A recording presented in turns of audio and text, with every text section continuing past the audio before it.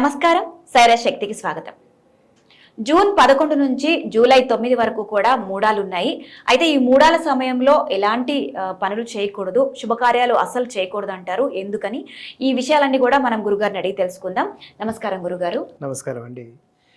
జ్ఞానానందమయం దేవం నిర్మలం స్ఫటికాకృతిం ఆధారం సర్వ విద్యానాం హయగ్రీవం ఉపాస్మహే. గురుగారు, అసలు మూడాలు అంటే ఏంటి? ఏ పరంగా ఇవి మంచి రోజులు కావు అని నిర్ణయిస్తూ ఉంటారు? మూడాలు ఎన్ని రకాలు?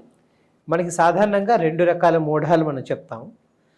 ఏ శుభకార్యం చేయాలన్నా గురుడు యొక్క బలం ఉండాలి, శుక్రుడి యొక్క బలం ఉండాలి. ఇవి రెండు కూడా మనకి చాలా ఇంపార్టెంట్, రెండు కూడా చాలా ముఖ్యమైనవి. కాబట్టి సూర్యుడు గ్రహనాయకుడు, అంటే ఈ నవగ్రహాలన్నింటినీ కూడా తన అధీనంలో పెట్టుకుని తాను అంతా కూడా నడిపిస్తూ ఉంటాడు.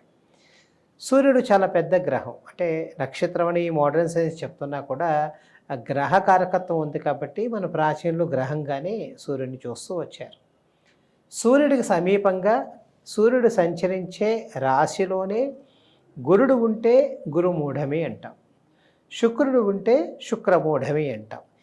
ఏ మూఢమి వచ్చినా కూడా మనకి ఈ పుణ్య ఏదైతే ఉందో పుణ్యకాలం అనేది ఉండదు. కాబట్టి అలాంటి పుణ్యకార్యాలవన్నీ కూడా చేయకుండా ఉండటం అనేది మన ప్రాచీన సమయం నుంచి మనం ఆచరిస్తున్న ఆచారం. అది అంటే ఎందుకు చేయకూడదు శుభకార్యాలని? అంటే సూర్యుడు మిగతా గ్రహాల శక్తిని మొత్తం హరిస్తాడు, అంటే మొత్తం డామినేట్ చేసేస్తాడు.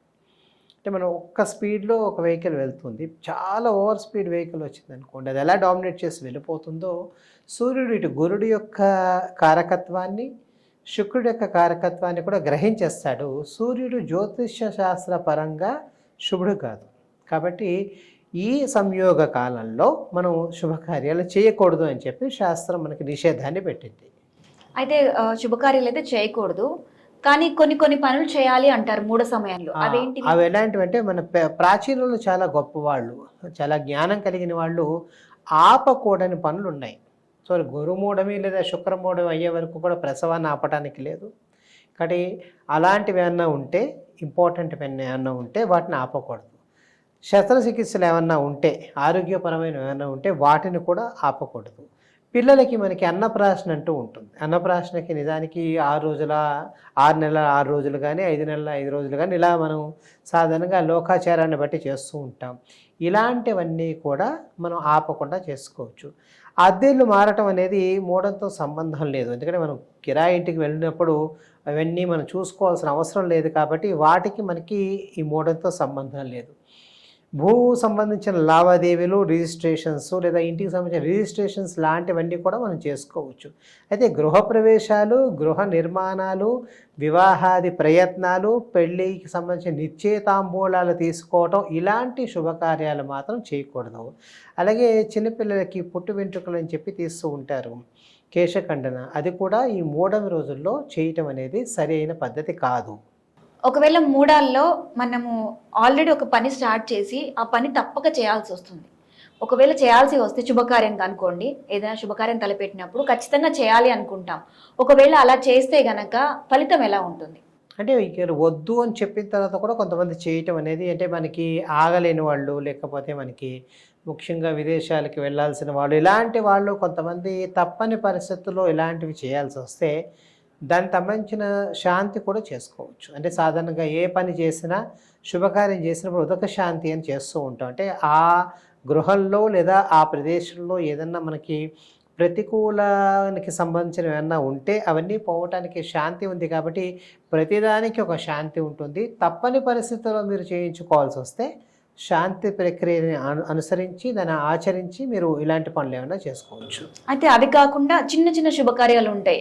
పిల్లలకి చెవులు కుట్టించడం కానీ, లేదంటే అక్షరాభ్యాసం చేయించడం కానీ, లేదంటే మెచ్యూర్డ్ అయినప్పుడు ఫంక్షన్లు చేయడం కానీ, ఇలాంటివి చేయొచ్చు అంటారా? మరి మీరు ఇలాంటి పనులు చేయొచ్చు, అంటే మెచ్యూర్ అయినప్పుడు ఫంక్షన్స్ లాంటివి కానీ మిగతావి కానీ చేయొచ్చు. అక్షరాభ్యాసం కూడా గురుడు శుక్రుడు బాగుండాలి, చదువుకోవాలంటే ఈ గ్రహాలు బాగుండాలి. కాబట్టి అవి చూసుకొని, ఎందుకంటే వాళ్ళకి చిన్నపిల్లలకి మొదలు పెడతాం కాబట్టి వాటిని మంచి సమయంలోనే చేయటం మంచిది. మిగతా ఫంక్షన్స్ ఏమైనా ఉంటే అవి చేసుకోవచ్చు, వాటికి ఏమీ నిషేధం ఏమీ లేదు.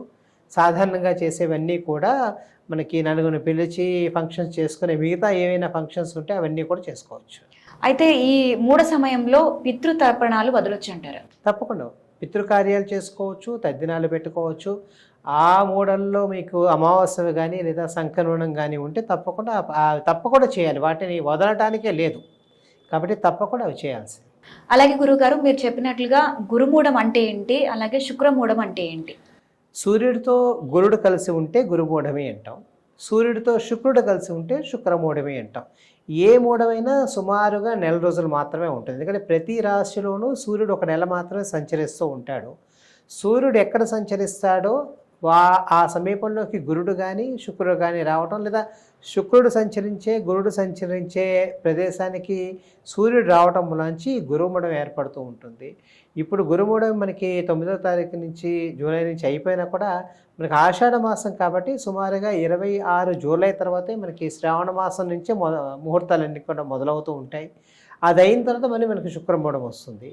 కాబట్టి ఈ లోపల ఏవైతే శుభకార్యాలు ఉన్నాయో అంటే మనం ఎప్పుడైనా మంచి చెయ్యాలి అనుకున్నప్పుడు మరింతగా మంచి జరగాలి అని చెప్పి, అంటే చాలా వృద్ధి కలగాలి అని చెప్పి మనం ముహూర్తం చూస్తూ ఉంటాము.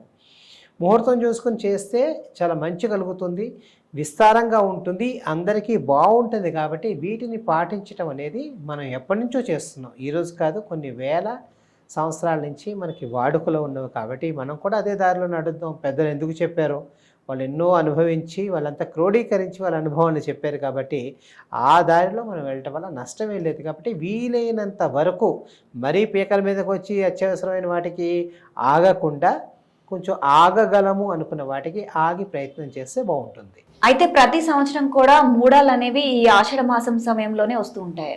అలా ఉండదు. అంటే ప్రతిదీ ఎప్పుడైతే సూర్యుడు గతి తప్పుడు, అంటే సూర్యుడు ఎప్పుడు కూడా మీరు చూస్తే సంక్రాంతి ఎప్పుడు కూడా దాదాపుగా జనవరి 14, జనవరి 15కే వస్తూ ఉంటుంది. అలాగే వసంత విషువత్తు కూడా ఏప్రిల్ 14కు వస్తూ ఉంటుంది. సూర్యుడు గతి తప్పకుండా వెళ్తూ ఉంటాడు.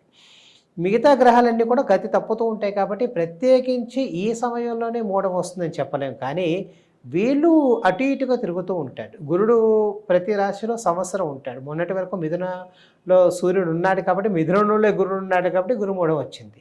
వచ్చేసరికి ఆ జూలైలో వస్తుంది. ఎందుకంటే కర్కాటకంలో గురుడు ఉంటాడు, సూర్యుడు కర్కాటకంలోకి రావాలి.